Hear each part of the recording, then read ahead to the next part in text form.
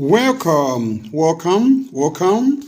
Accounting and Management Made Simple is your channel of choice where we break down complex and difficult accounting and management principles into simple, understandable concepts. Whether you are a student preparing yourself for exams or a professional looking to apply knowledge practically, this channel helps you to grasp and understand complex key topics with ease. Please subscribe, share, like, and comment. Thank you. Go. Hello students. Today I want us to learn how to pass all Kasneb exams within your first attempt. I want you to learn how to pass all your Kasneb exams within your first attempt. I did my CPA 3 and 4, 6 papers in one sitting I cleared. I did my 5 and 6 in one sitting and cleared. I've done CPS the same way, and basically I was given a Best Students Award in CPA and also in CPS. And I'd want to share my experience not only as a student but also as a trainer of CPA for the last 16 good years. For the last 16 good years, I've been in the corporate world. I've worked for more than 25 years. So I believe I'm an authority in this particular area. Now, many students fear Kasneb exams, but the truth is they are the easiest to pass if only you can be strategic in your approach of these exams. There is a concept I call to among my students: hope, step, and jump. Hope, step, and jump. Hope, step, and jump. Hope, step, and jump. And I like saying, you hope into CPA 1 and 2. You hope into CPA 1 and 2.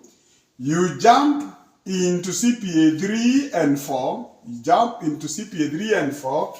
And so you hop into CPA 1 and 2, you step into 3 and 4, and you jump into 5 and 6, and you walk away within a span of 1.5 years. Within a span of 1.5 years. Within a span of 1.5 years. I know of a student who, during their time, a B- was not going to university. And this young girl did score a B-. The girl scored a B- in Form 4, and those who scored higher went to university. But this one did not go to university because she did not meet the minimum requirements. But we advise this girl, go to Kasneb, study Kasneb courses. And she did CPA 1 and 2 in 6 months, 3 and 4 in 6 months, 5 and 6 in 6 months, and within 1.5 years, she was through with her Kasneb course. She got a job, and she immediately enrolled for her degree course. And by the time she was clearing her degree course at KCA University, those who had passed and therefore had not gone through the CPA system, those who had gone to the university after they had passed and qualified for admission to the university, and this girl, they did the final exams together. But this girl had got a BCom, got CPA, and got a job. So, what are we saying? Definitely when you clear CPA, in KCA and many other universities, you're given a lot of exemptions. And therefore, she was able to catch up with those who had gone ahead of her. And therefore, we need to ask ourselves, what is it that we need to do to ensure that we pass our exams? So, I will deal with 2 categories of things that needs to be done. The first category of things that need to be done, it is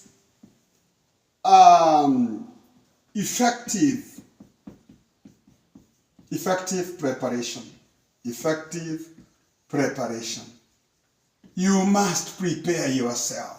Kasneb is not, I like, people say that Kasneb is terrorizes students. No, they don't terrorize students. It's a professional course. And therefore, what you need to do, if you prepare yourself well, I can guarantee you, you will pass in your exams. If you prepare yourself well, you will pass in your exam. And the first thing you need to do is to get your Kasneb syllabus.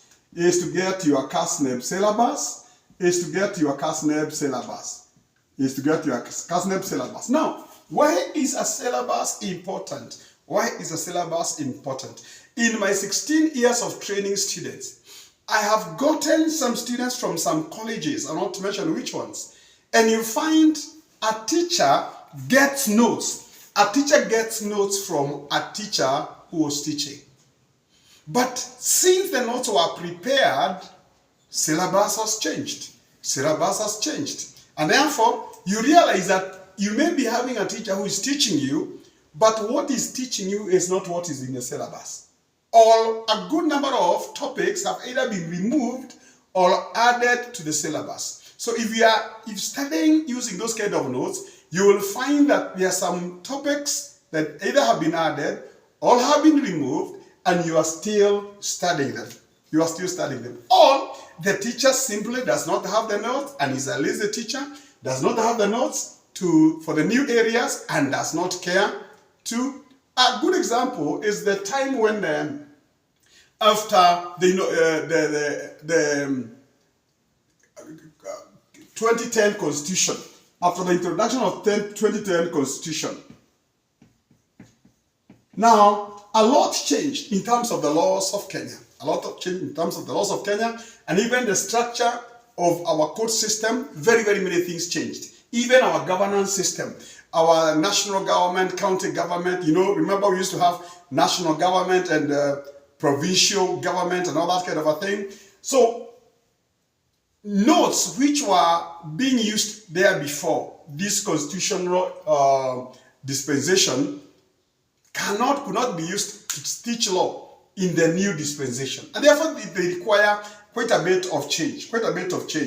So, a teacher could be teaching using old syllabus, and therefore you are missing the new syllabus. Or, he does not cover everything. Even if your teacher does not cover everything, that does not mean to not be examined. You need to be extremely careful to ensure that everything that is supposed to be covered, you cover.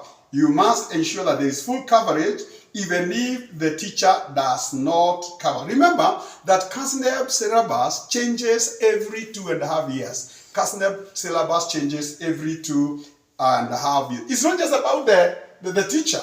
It's about the materials you are using. Some people, you may find yourself reading some textbooks. And especially Kenya is very notorious. We have textbooks which are outdated materials. They are outdated materials, and therefore you need to use updated materials to ensure that you are studying what is supposed to be studied. For instance, you may find revision kits which are as old as 2017, and we are in 2025. Now, if you don't have updated revision kits, you are bound to be reading and studying what is in the syllabus, not in the syllabus. So you really need to look at what about the syllabus. The next one is class attendance. Ladies and gentlemen, the Bible says there is time for everything under the sun. If you decide I want to pursue accounting, my dear friend, you must completely dedicate yourself to study accounting. Close your outside world for some time. Ensure that you are attending all classes, if not almost all. Attend all classes, if not almost all, because accounting, I like saying, it is like construction. It is like a construction process, especially in a number of topics. Things like management accounting, advanced management accounting, costing.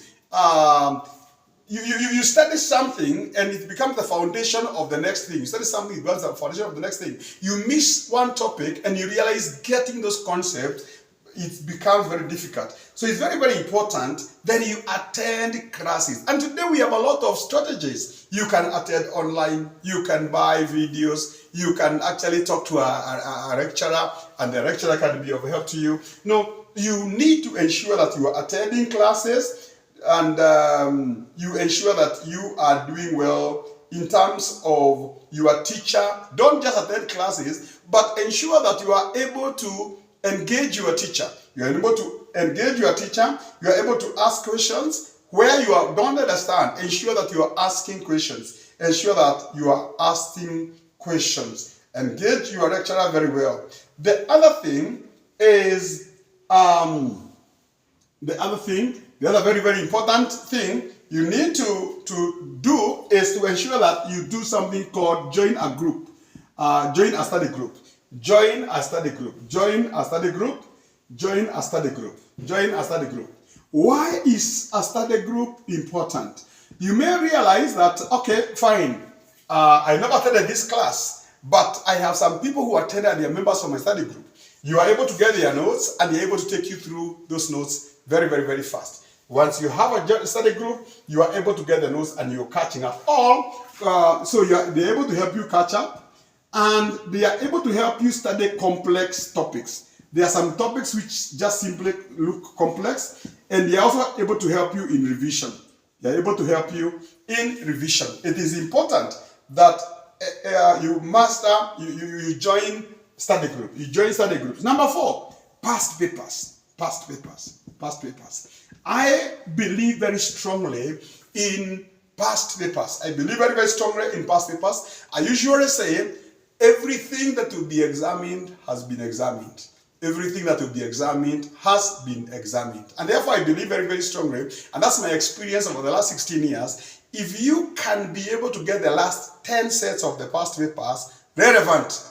Even you got to the back, for those 10 sets, ensure that you're only dealing with areas that are within your syllabus. Now, if you're able to get the last 10 past papers and you are sure you're able to do them within the time frame given, I'm very confident that come the final exam, you will always be able to pass the exam. You will always be able to pass your exam. Now, when you look at your past papers, you'll be able to study the structure, the format of you'll be able to study the format of exam. For instance, when more often than not, if you look at a paper like financial reporting, if you do a paper like financial reporting, you realize you are always sure there will be a question on consolidation. There will be a question on consolidation. You are always sure there will be a question on consolidation. You are also always sure that will be a question on public sector. Almost sure that there will be a question on public sector. So if you play around with those two areas, you almost guarantee that you are risking. If you study the pattern of the exam settings, you are able to know the mind of the examiner. You're able to know the mind of the examiner, and it is very, very important that as a student you think like the examiner. It's very, very important. If you look at financial accounting, and by the way, these papers are very, very simple to pass. Very, very simple to pass. If you look at financial accounting, you may realize in financial accounting, you may realize that you will always have final accounts. You always have final accounts, and you may find that your final accounts for partnership, yes, with adjustments, you may have company accounts, at least 2 questions. 2 questions, one of them partnership, another company or sole proprietorship company of partnership, and then you definitely will have financial statement analysis. Financial statement analysis. You will always have a question which is either ratios or statement of cash flows. Ratios or statement of cash flows, IAS 7. Financial statement analysis. And definitely you will have a public sector question. And therefore, you are able to know. You are almost guaranteed that it is very possible to even to know the type of questions, three of the questions that will be tested. So it's very, very, very important that you study the structure of your questions. And I want to repeat again, practice does not make perfect. I tell my students, in accounting we don't say practice makes perfect. In accounting we say practice makes accountants. Practice makes accountants. I've been around for long enough and I've not known of a profession that requires practice like accounting.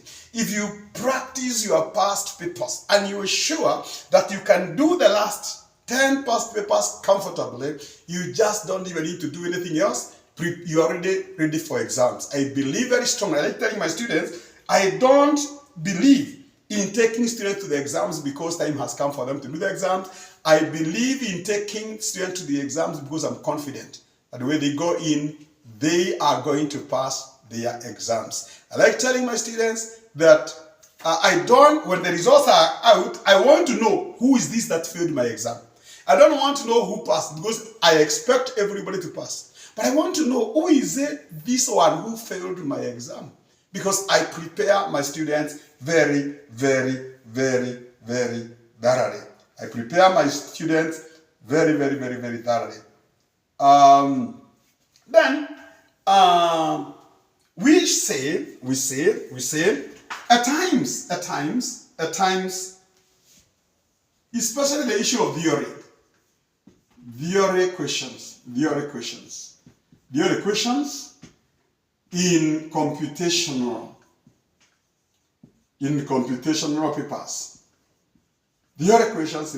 At times, more often than not, you find students thinking, now things like management accounting, advanced management accounting, financial reporting, advanced financial reporting, financial accounting. These papers, students concentrate on computations.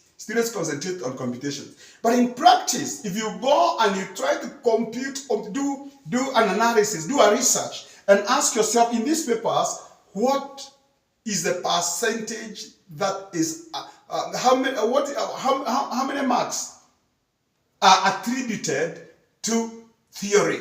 How many marks are attributed to theory? You may realize, especially in financial accounting, that between 30 and 40% of the marks. The same thing with financial reporting, advanced financial reporting, MA, all of them.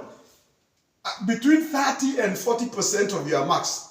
On the lowest level, it is 25%. It's theory.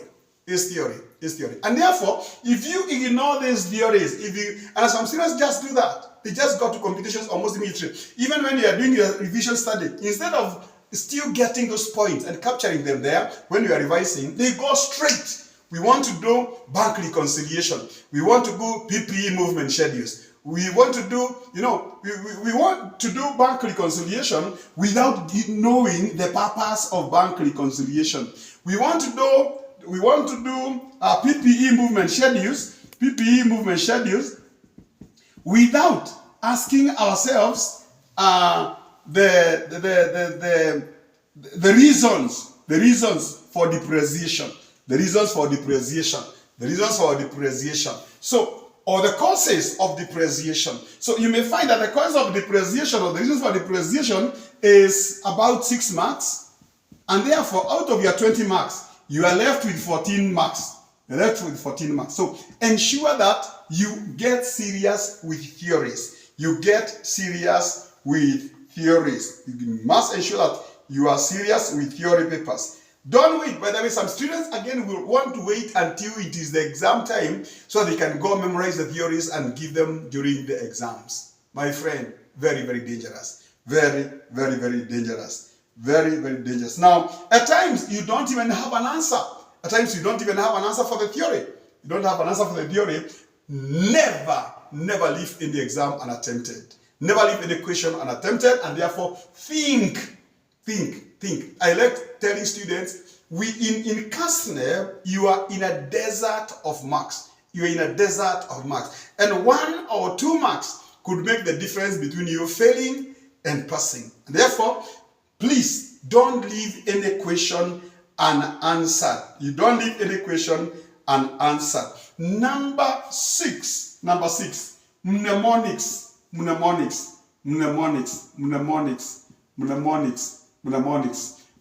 You know what mnemonics are? I know you know what mnemonics are. They are words that represent some points. For instance, SWOT, although SWOT, there is no word in English called SWOT. But we are talking about strengths, weaknesses, opportunities, and threats. Learn to use mnemonics to help you remember concepts, especially in principles and practices of management. In principles and practices of management, or even strategic management. Learn to use mnemonics to help you remember your theory questions. But please, before cramming the theory, you must understand the principles and the concepts. You must understand the principles and concepts, because these days, most of the theory questions which are asked are application questions. You get the information that you are taught, but apply the information to answer questions, many of them which are asked very, very indirectly. Many of them that are asked very, very indirectly. Number seven, revision kit. Call it updated revision kits. Updated revision kits. You could also talk about textbooks. Textbooks, more often than not, they have too much. You may not be able to go through. But revision kits are very, very important. And not just revision kits. Not just revision kits. There are very, very many revision kits here in Kenya.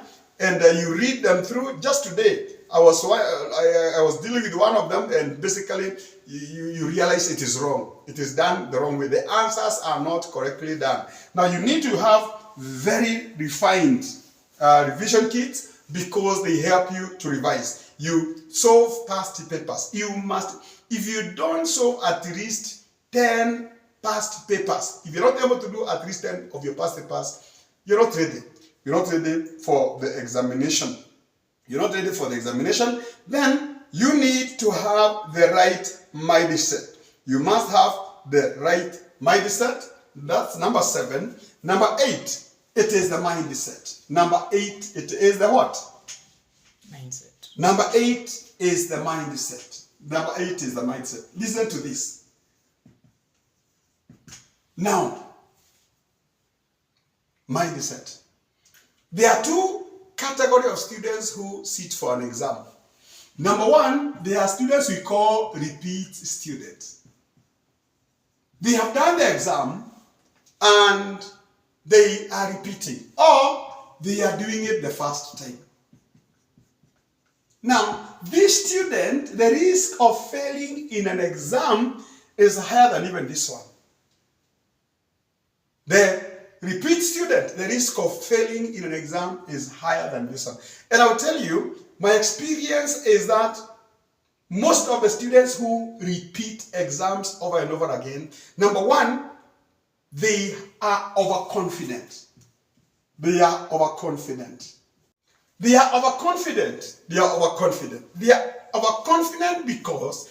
overconfident because they say, I went through the classes, I went through the revision, I know everything, I just need to read my notes. And God, well, my friend, the reason you fail is because you did not grasp the principles. You did not get it. You don't know. You think you know, and you do not know. You do not know. You do not know. You do not know. Now, when you go to an exam that way, with that, or you prepare that way, you know what happens? You end up not attending classes. At times you don't even attend revision. You say, I'm going to do the exam and pass. My friend, I know of many, countless number of students who dropped out of pursuing their papers, the Kasneb exams, simply because they have the wrong mindset. They had the wrong mindset. They had the wrong mindset. They had the wrong mindset. They had the wrong mindset. The second category, the first timers, fear. First timers do what? Fear. The first timers, again, fear. And my word is, please, if you fail a paper, I teach you, I don't believe that I should teach you and fail. But if you fail a paper, assume you have not been to that class, start attending the class almost from the beginning. And ensure that you don't fear. don't fear. If you have adequately prepared yourself, you are just going there, you only go there to confirm that you have passed. If you follow my advice very well, I want to submit to you that you'll be going to your exam to confirm that you have passed. Number nine, avoid mob psychology. Avoid mob what? Psychology. Avoid mob psychology. You are not Peter, you're not Jane, you're not John, you're not, and your circumstances are very different from the others. There was a time we taught, especially before the Kasneb exam, the system changed, before the Kasneb exams changed, we taught students and they were doing the hope, step, and jump thing. In the college, you are calling it hope, step, and jump. And many of them were hoping, stepping, and jumping. And not only doing that, they were getting Kasneb awards. But there is this particular student, I don't want to tell you who his name was. I call him Peter. This student decided to hope, step, and jump. I looked at the student, I knew the student. I told the student in CPA 1, I told the student in CPA 2. I told him, please, for heaven's sake, Peter, don't follow mob what? Psychology. I know you very well. I know your strengths. I know your weaknesses. I know your threats. I know the opportunities you face in terms of the external environment and where you stay. You will not make it. It will be very difficult for you to do the three in section 3, the 3 papers in section 3, and the 3 papers in section 4. And the student decided, all my friends are doing it, I will do it. And guess what? When the student did the exams, I think he passed about 3 papers. He missed 3. He passed 3, he missed 3. Now, because he has passed 3 and missed 3, and you cannot go to section 5 before you are clear with 3 and 4, he repeated those 3 papers because of what I was saying, the wrong mindset. I am so bright. I wanted to pass 3 and 4 at a go, and I'll pass. And he did come for revision. He didn't come for classes. And the young man repeated those 3 papers so much until finally he's dropped out of school. I don't want to tell you what he does today, but I can tell you he has nothing to do with accounting. He dropped completely. What am I trying to say? Avoid mob psychology. Assess your strength as an individual. Don't assess your strength because Peter is doing it. Don't do things because Peter is doing it. Number 10. Block release. In Kenya, we talk about block release, and we say block release is intensive revision. And as this happens, talk with your teacher very well. Explain to him your areas of concern, so that we can revise and ensure that you are completely refined. Every time I'm doing block release with my students, the first thing I always do is to ask them to give me a suggested list. Unfortunately, once in a while you find the student listing the whole syllabus. But the ones, as a good teacher, the area which is repeated by most of the students, that's the area to concentrate on. By today, I almost know. If you are teaching financial accounting, I can tell you the key topics that they always tell you to revise. They will tell you to revise PPE movement schedules. They will tell you to revise statement of cash flows. They will tell you to revise manufacturing accounts. So I am able to know. But get feedback from the students. Let the students give feedback to the teacher and let the teacher help them revise. We are actually fine-tuning our students. We are fine-tuning our students. Number 11, join a college.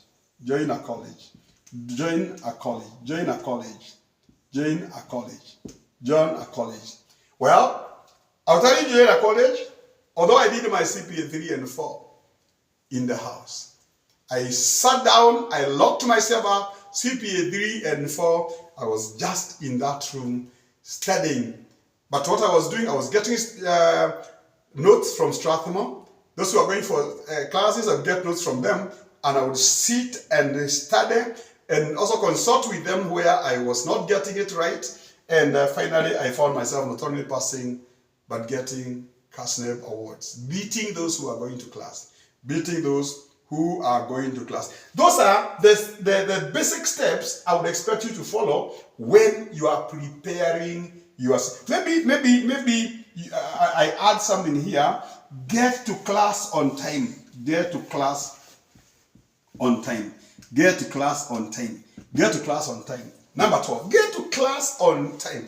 You know, Kasneb students are naughty. Kasneb students are naughty.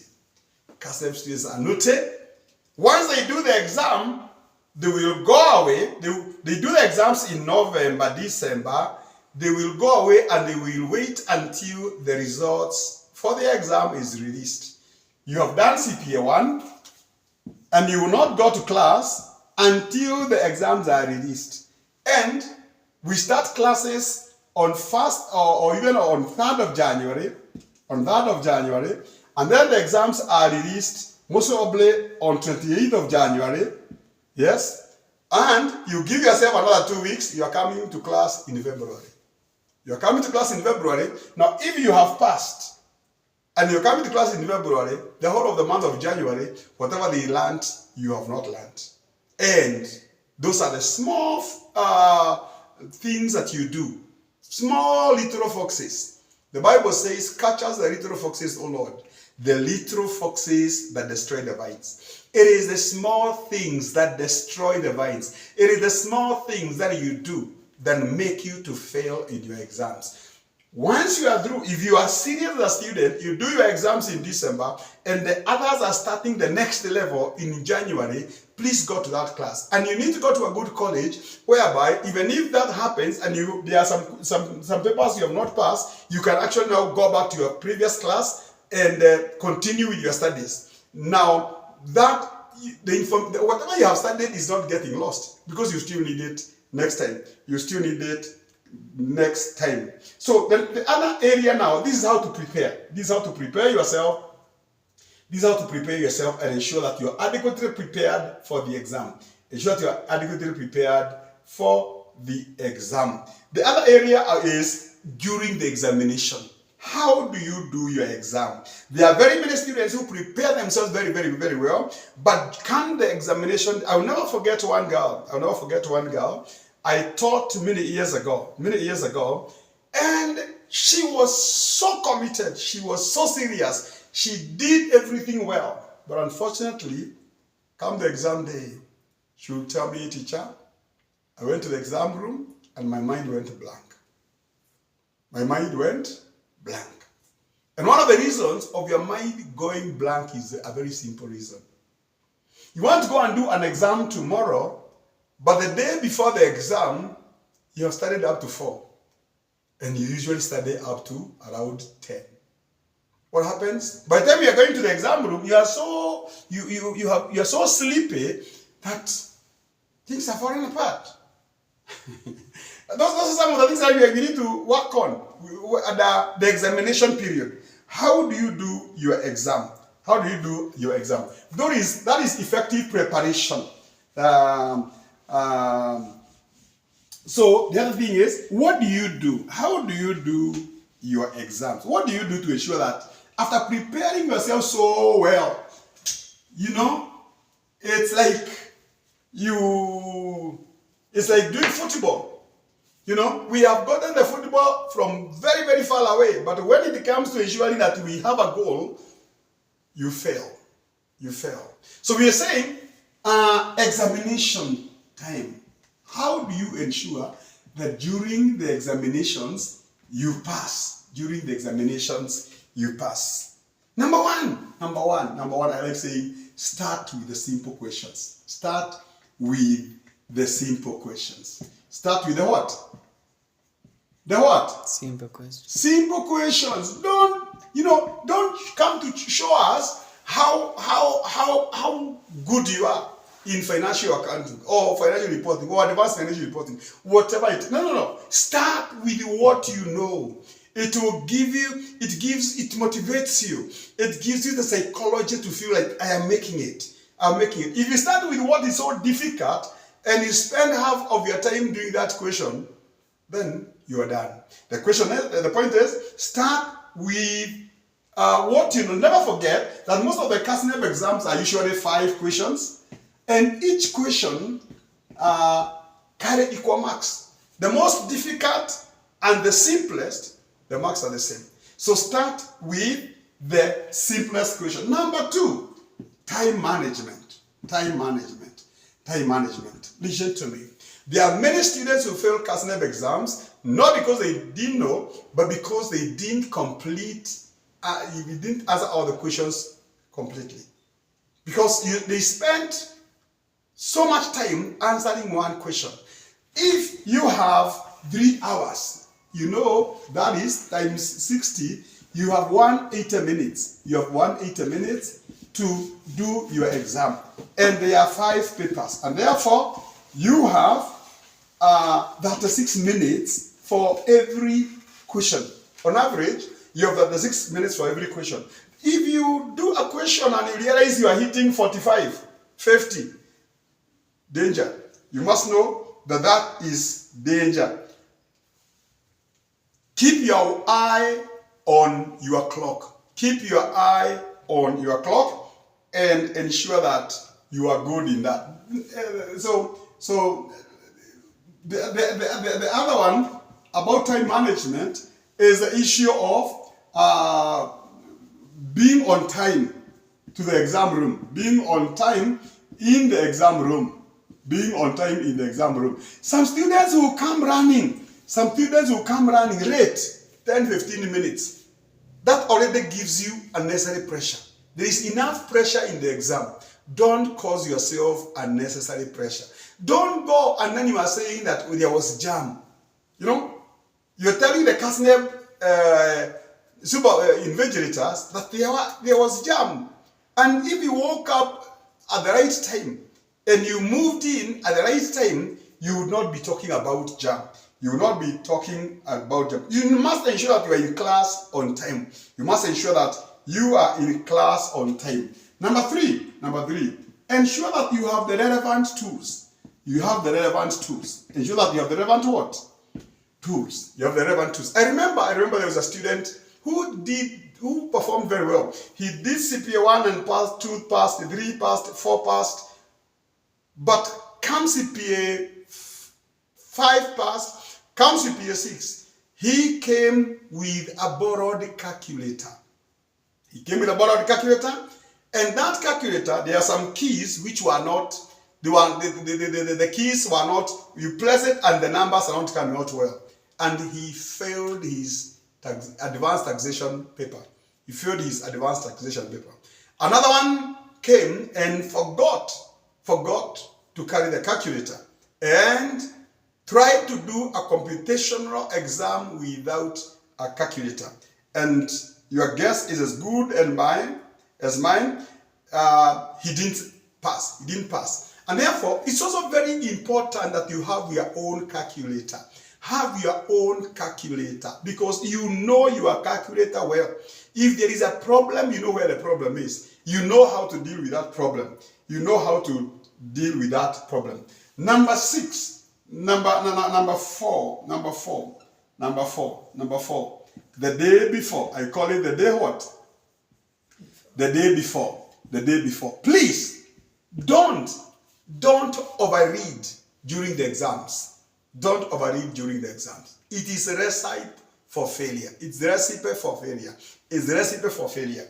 Now, if you usually sleep at around 10, and then you decide I'm going to sleep at up to 1 because I want to cover what I don't know, my friend, even the little you know, you'll forget.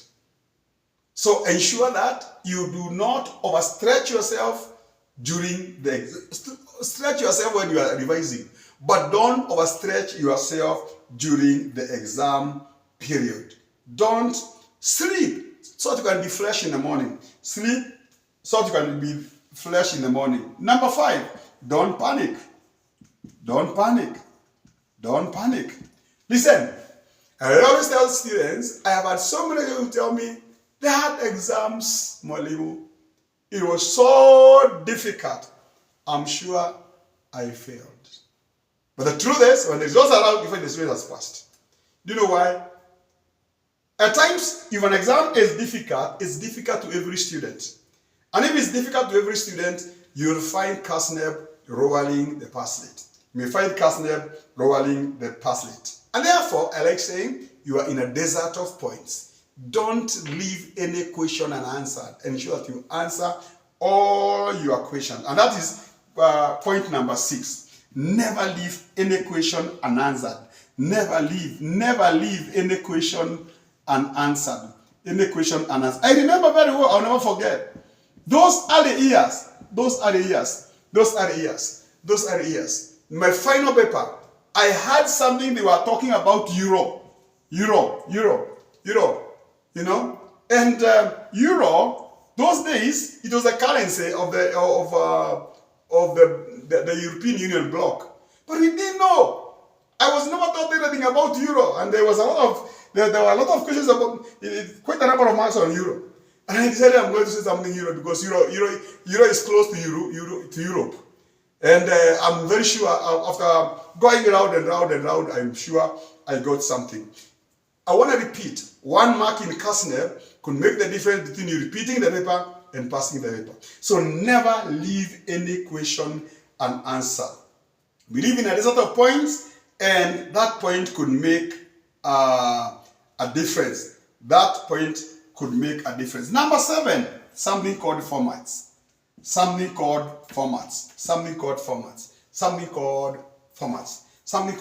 Now, I want to say this. Especially, there are some courses, there are some subjects which require formats. They require formats. I give you something like cash flow statement. You know, you may not even be having time. You may not even be having the time. That you might even be out of time.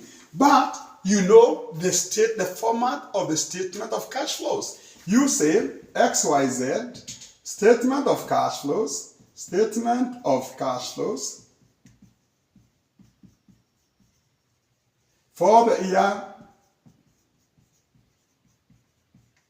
ended 31st of December 2025. Cash flow from operating activities. We know the format. We know the what? We know the what? We know the what? We know the format. Cash flow from investing activities. Cash flow from financing activities.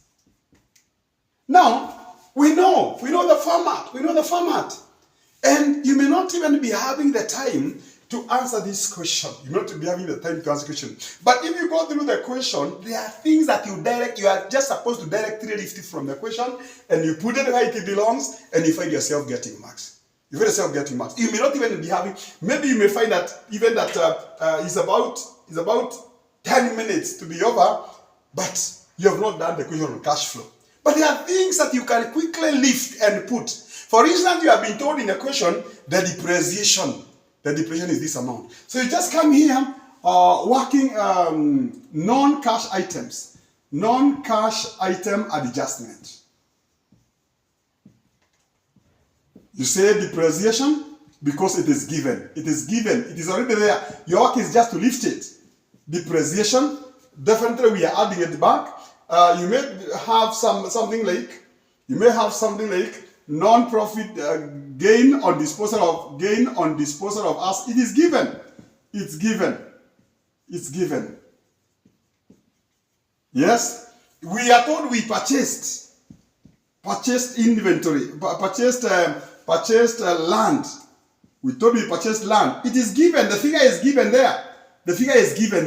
There are things that are out of all the things that we're supposed to capture there. You may realize that the ones that require workings are about 5, and the ones you're supposed to extract straight from the question into the statement are about 8. And therefore, If you just did that, and then a few of the workings that you have done, you will find again you have yourself 10 marks. You have gotten yourself 10 marks. So remember the format. Remember the format. Remember the format, the income statement. Remember the format of the income statement. Remember the format of the statement of financial position. Statement of financial position, the income statement for partnership, sole proprietorship and company, statement of financial position, all of them. You need to be good. Your format must be in your head. Sales, less cost of goods sales, opening stock, add purchases, add carriage inwards, less return outwards. You get cost of goods available for sale, less closing stock. You need to have that format with yourself. You must ensure that you remember your formats well. You must ensure that you remember your formats well. And if you remember all those kind of questions, issues, I'm very, very sure you will be able to pass your Kasneb examinations. Thank you very much. Wish you the best. Asante.